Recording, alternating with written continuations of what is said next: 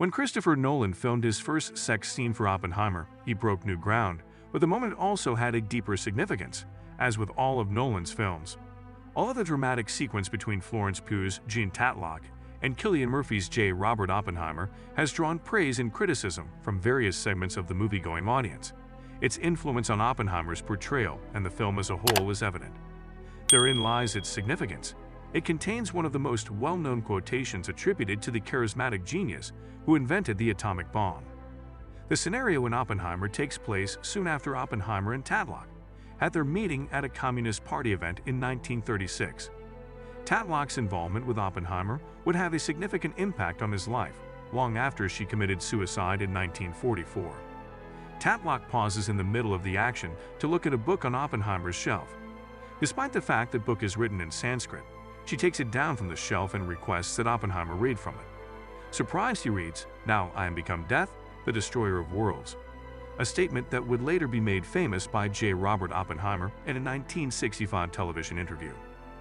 The Bhagavad Gita, a Hindu text of heavenly wisdom that was a favorite of the theoretical physicist, is the book Tatlock makes Oppenheimer read from. The sentence is said in the scripture by Krishna, a form of Vishnu, the primary god of Hinduism, who occasionally has 4 arms.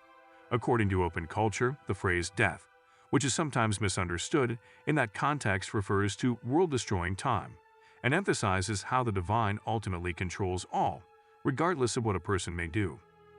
Later in his life, Oppenheimer would come to oppose nuclear weapons, and that was his perspective when he gave the quotation for the 1965 film, The Decision to Drop the Bomb.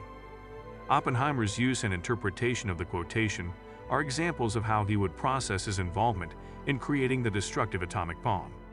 It's not surprising that Nolan chose to incorporate it into Oppenheimer, but some people are perplexed by where it appears in the film. The quote comes from an R-rated sex scene in Oppenheimer that takes place many years before the atomic bomb is created.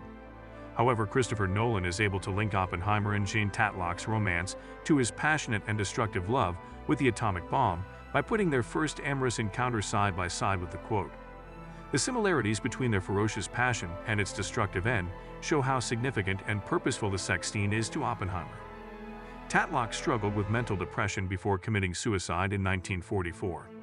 Oppenheimer acknowledges that he felt obligated to see Tatlock while being married throughout the hearing for his security clearance, suggesting that her continued affection for him may have made her depressive problems worse. Oppenheimer's remorse about Jean's passing and the guilt he later experienced for his role in developing the atomic bomb are directly related. Oppenheimer's most famous remark about the bomb is cleverly used by Nolan to draw that connection during his sex scene with Tatlock. The first sex scene in Oppenheimer can be interpreted in a variety of ways, but Nolan himself provided the most profound interpretation of the sequence. The director believed that viewers needed to comprehend the physicist's relationships with women, and particularly with Jean Tatlock, in order to completely grasp the man himself, because the film is primarily an analysis of J. Robert Oppenheimer. In an interview with Insider, Nolan stated that when you look at Oppenheimer's life and you look at his story, that aspect of his life, the aspect of his sexuality, his way with women, and the charm that he exuded, it's an essential part of his story. It would have been a significant departure from Oppenheimer's persona to leave out the intimacy of the sex scene. Contrasting it with the Bhagavad Gita passage, nevertheless, helps to capture the complexity of the man as a whole.